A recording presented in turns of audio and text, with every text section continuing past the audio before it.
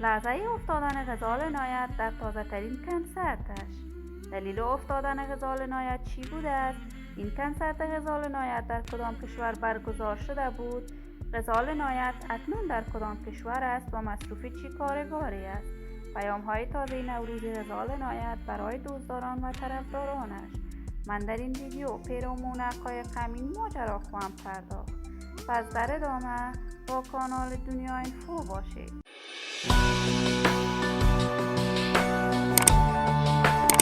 سلام و سلامتی ایام و کامتان باد. شما را خوش آمدید میگم به یکی دیگر از ویدیوهای جذاب کانال دنیا اینفو.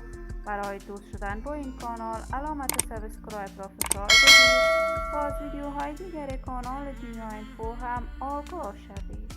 غزال عنایت هنرمند پر از سر صدا و جنجالی افغانستان ولی با استعداد، شهرت و محبوبیت خاص خودش را دارد.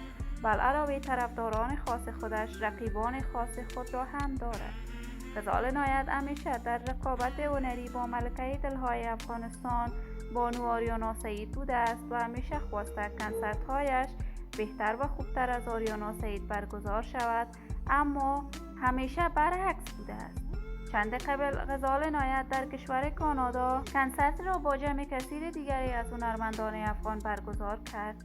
این روزها تصاویر تازه غزال عنایت از جریان این کنسرت در صفحات مجازی بالخصوص تیک تاک قوقا برپا کرده است که غزال عنایت در جریان سرودن آهنگش به زمین میافتد. اما غزال عنایت دوباره از جایش برمیخیزد و به کنسرتش ادامه میدهد. غزال عنایت تاکنون در این باره ابراز نظر نکرده است، ولی جدیداً پیام‌های نوروزی خودش را برای دوستداران و علاقه‌مندانش از طریق صفحات مجازی نشر کرده است.